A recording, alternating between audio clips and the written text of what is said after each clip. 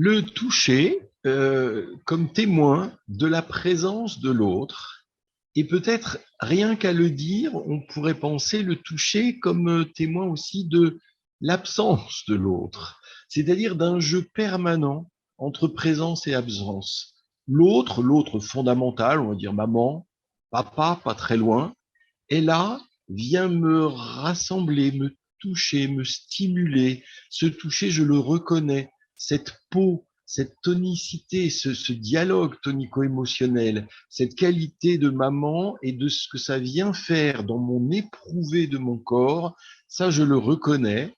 Mais je vois bien aussi dans ce jeu-là que maman retire sa main, que maman me fait une petite chatouille, accélère le rythme de la petite bête qui monte. Ce toucher-là, il témoigne de présence, absence, jeu avec la présence-absence, retour de l'autre avec un suspens.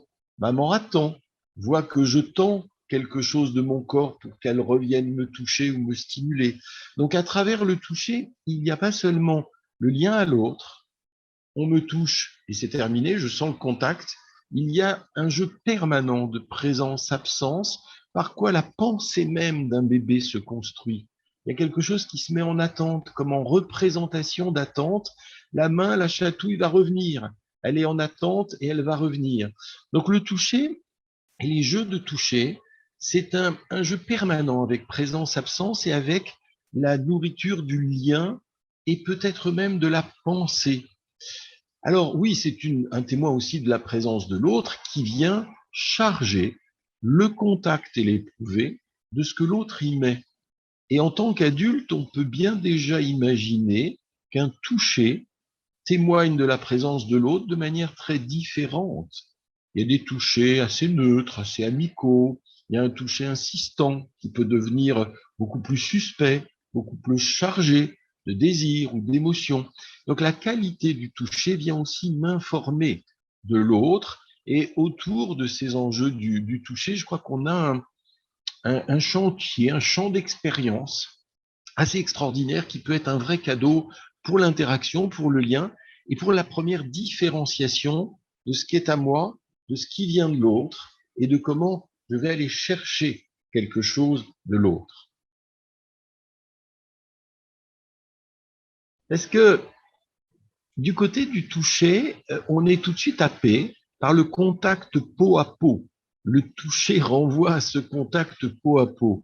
Mais au fond, on peut dire aussi que des yeux touchent, qu'une voix touche.